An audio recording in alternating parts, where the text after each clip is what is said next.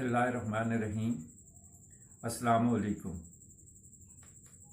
आज हम फिर पाकिस्तान के सियासतदानों के बारे में और IMF के बारे में बात करेंगे। दरअसल में IMF और पाकिस्तानी सियासतदानों का आपस में गहरा ताल्लुक है। इनका गहरा ताल्लुक होने की वजह से जो रिजल्ट निकला है वो महंगाई है, और महंगाई ने इस वक्त पाकिस्तानी अवाम का बेड़ा गर्क कर दिया है, खून चूस लिया है गरीब अवाम का। तो इस सिलसिले में ये तीनों आपस में लाजम और मलजूम है। पाकिस्तानी सियासतदानों की बदौलत पाकिस्तान की मैशत तबाही के दाने पर है। महंगाई दिन ब दिन बढ़ती जा रही है। गरीब अवाम का गुजर बसर इंतहाई मुश्किल होता जा रहा है। इस वक्त जो शख्स किसी फैक्ट्री में मुलाजिम है और 20, 25, 30 हज़ार रुपये कमाने वाला है, तो मौजूदा महंगाई का मुकाबला करना उसके बस की बात नहीं है। उसके लिए 20, 25 हज़ार रुपये में गुजर बसर करना, घर चलाना, बच्चों की तालीम, मकान का किराया देना, बिजली के बिल्स देने, सुई गैस, पानी के बिल्स, तो ये उसके बस की बात नहीं है। इन सियासतदानों की बदौलत आज अभी अवाम जो है वो जलील और ख्वार हो रही है। मैं किसी सियासी पार्टी का नाम नहीं ले रहा, किसी सियासी पार्टी पे इल्जाम भी नहीं लगा रहा। उसकी वजह क्या है कि तकरीबन पाकिस्तान में इस वक्त जितनी सियासी पार्टीज हैं, सुवाए चंद पार्टियों को छोड़ दे, बाकी जितनी भी पार्टीज हैं, सियासी जमातें हैं, वो पाकिस्तान के ऊपर हुक्मरानी कर चुकी हैं। अगर उन्होंने पूरे मुल्क पर हुकूमत नहीं की, लेकिन वो मुख्तलिफ पाकिस्तान के चारों सूबों में से किसी न किसी एक सूबे पर वो अपनी हुक्मरानी कर चुके हैं। तो इसलिए मैं सियासतदानों को सियासतदान कह रहा हूँ, किसी सियासी पार्टी का नाम नहीं ले रहा, किसी शख्स का नाम नहीं ले रहा। लेकिन इन सियासतदानों की गलत पॉलिसियों और गलत फैसलों की वजह से हमें IMF के पास जाना पड़ा। फिर मुझे अब ये नहीं मालूम कि IMF को पाकिस्तान के अवाम से दुश्मनी है या सियासतदानों को अपनी अवाम से दुश्मनी है। इन दोनों में से कोई एक है जिसको पाकिस्तान की अवाम से दुश्मनी है। वो दुश्मनी किस लिए है कि IMF जो भी अपनी शराइत रखती है, पाकिस्तान को कर्जा देने से पहले एक एग्रीमेंट तैयार करती है, तो उसमें वो सारी शिक जो लिखी जाती हैं वो सारी अवाम से ही रिलेटेड क्यों है। वो IMF क्यों जो है ना ऐसी शराइत रखती हैं कि जी बिजली भी आपको महंगी करनी होगी, पेट्रोल भी महंगा करना होगा, सुई गैस भी आपको महंगी करनी पड़ेगी, आपको टैक्स भी जो है इतना कलेक्ट करना पड़ेगा, इतना हर साल आप इतना जो है ना टैक्स अवाम से जनरेट करेंगे और फिर वो हमें सूद की शक्ल में वापस देंगे।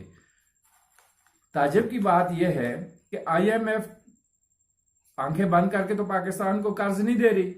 तो IMF को पता है कि पाकिस्तान के सियासतदान कितने अमीर हैं, तो वो पाकिस्तानी अवाम से हमदर्दी करे। जब पाकिस्तानी अवाम से हमदर्दी करेगी तो पाकिस्तानी अवाम जो है वो IMF को दुआएं देंगे, इन सियासतदानों को नहीं। तो मेरी गुजारिश IMF से ये है कि जब आप पाकिस्तान को कर्ज दें तो आप इन जो पाकिस्तान के सियासतदान हैं इनके ऊपर कोई शराइत रखा करें कि इनसे इतना इतना पैसा आप हर साल कलेक्ट करके हमें वापस किया करें। क्योंकि IMF से जो पैसा आता है वो पाकिस्तानी अवाम के ऊपर तो खर्च नहीं होता।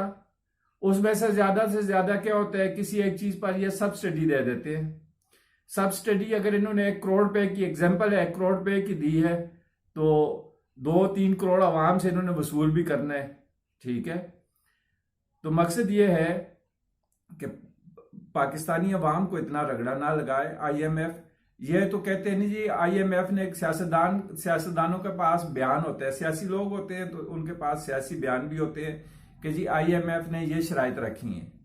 सियासतदानों से अवाम पूछे कि भाई IMF ने हमारे ऊपर तो ये शराइत रख दी हैं कि ये चीजें हम इस्तेमाल कर रहे हैं। आप लोग जो सियासतदान हैं, आप लोगों के ऊपर IMF ने कौन सी शराइत रखी हैं? अगर नहीं रखी तो क्यों नहीं रखी? आप लोग तो अरबों खरबों के मालिक हो, जागीरदार हो, बिजनेसमैन हो, ठीक है। और एक MPA MNS जो है वो पाकिस्तानी अवाम को 10-12 लाख रुपए का पड़ता है, ठीक है। तो अगर देखा जाए महंगाई को MPS और MNS की निगाह से, तो फिर पाकिस्तान में महंगाई है ही नहीं। अब जिस आदमी ने 12 लाख रुपया कमाना है तो मौजूदा जो महंगाई है उसके लिए कोई अहमियत नहीं रखती, लेकिन जिस आदमी ने 20,000, 25,000, 30,000 रुपया कमाना है तो उसके लिए यह महंगाई बहुत ज्यादा है।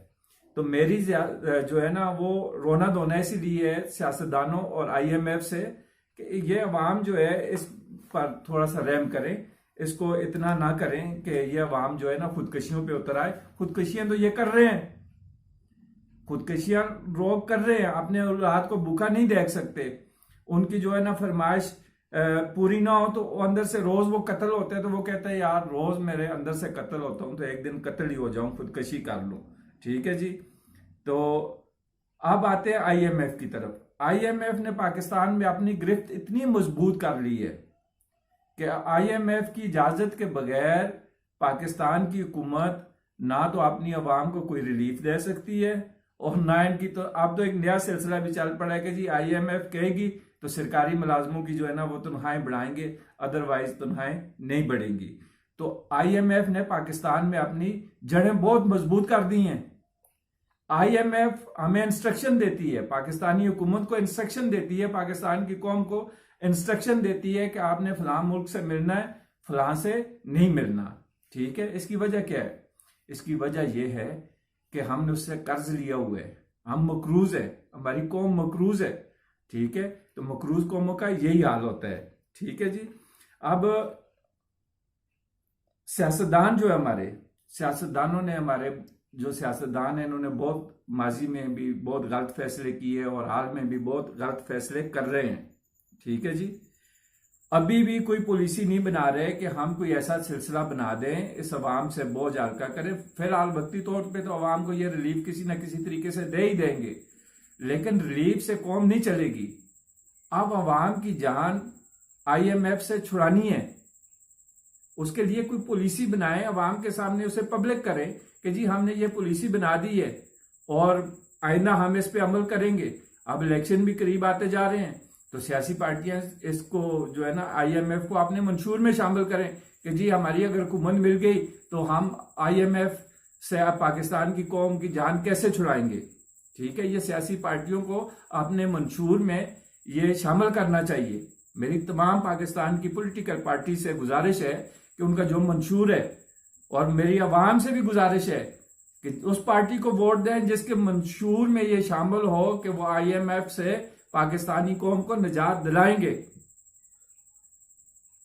अवाम जो है सियासी लीडरों के पीछे लग के उनके सियासी मफाद जो है ना उनके पीछे अपनी जानें कुर्बान ना करें। सड़कों पे आके लॉन्ग मार्च और जलसे जुलूस और उनके जो है ना करिंदे बने सिर्फ उन सियासतदानों को सियासी फायदे देने के लिए। अब इससे निकले, अवाम को अब कौम बनना चाहिए। अब हम जब कौम बनेंगे, अवाम इकट्ठी होगी, यकजान होगी, यक आवाज होगी, और आपने बेशक आप अपनी मुख्तलिफ सियासी पार्टीज में रहे, ठीक है, लेकिन अपनी अपनी पार्टी के प्लेटफॉर्म से ये आवाज बुलंद करें।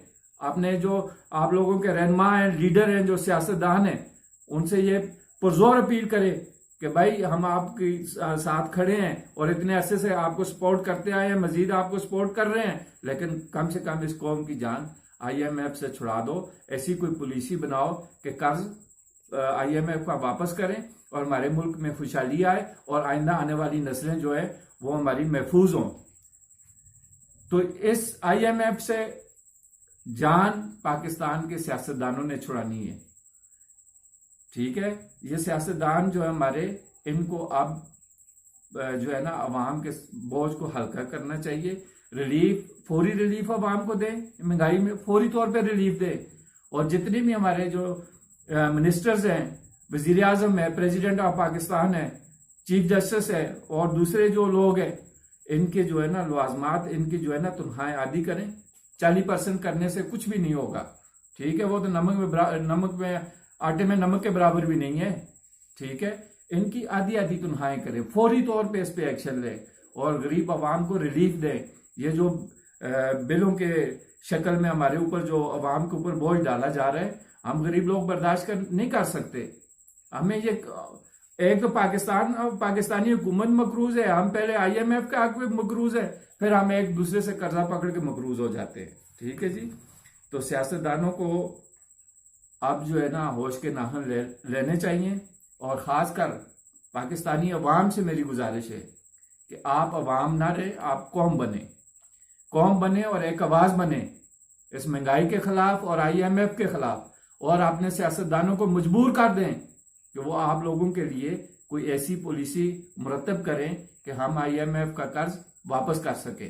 ठीक है जी, ये जो है ना सियासी लीडर जो सियासतदान हैं, जो हमारे MPs MNAs हैं, और ये इन्होंने अवाम को अपना सियासी करिंदे बना लेते हैं और अपने हक में नारेबाजी करवाते हैं।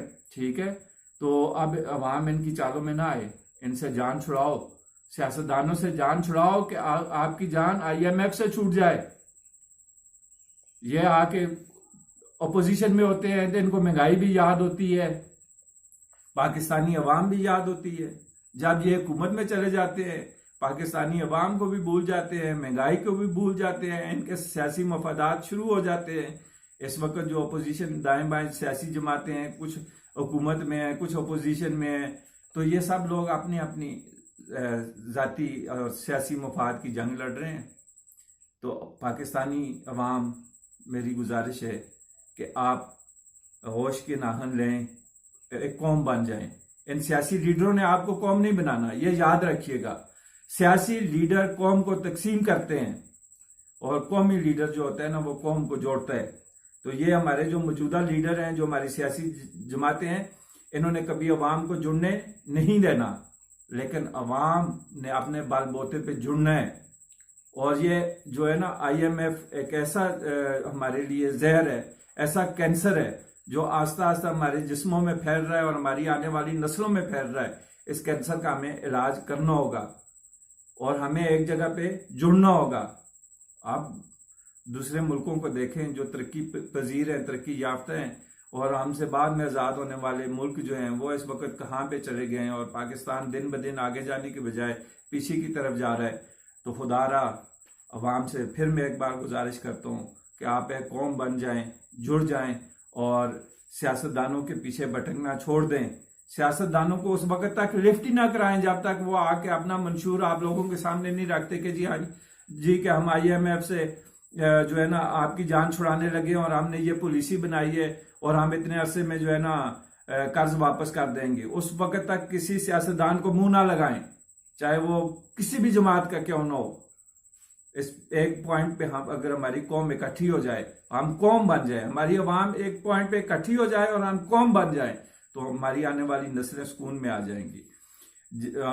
गुजारिश ये है कि जिसने मेरा चैनल अभी तक सब्सक्राइब नहीं किया, चैनल को लाजमी सब्सक्राइब करें, शेयर करें, लाइक करें। आपके सब्सक्राइब से हमारा चैनल चलता है, तो चैनल को सब्सक्राइब करना ना भूलें। शुक्रिया। Like a Hellcat.